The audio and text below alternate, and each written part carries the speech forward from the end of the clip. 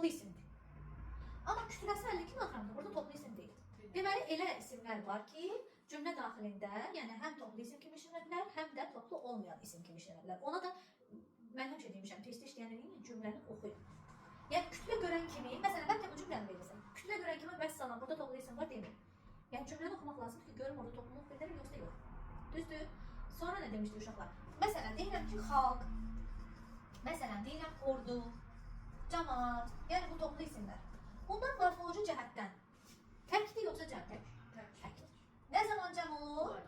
Cəm şəkilçisi qəbul edərsə. Və cəmaatda qəbul etmir. Xalqlar, ordular, nə bilim, alaylar, ilxılar, sağ ol. Sonra toplu isimlər əgər leksik şəkilçi qəbul edərsə, topluluqdan çıxır. Məsələn, ilxı deyirəm, ilxı topluludur, düzdür? Artıran ilxıçı. İlxıçı toplu sayılır. Yəni ilxıya baxan insan mənasını bildirir. Yəni toplu isimlər leksik şəkilçilə qəbul edərsə, artıq topluluqdan çıxır.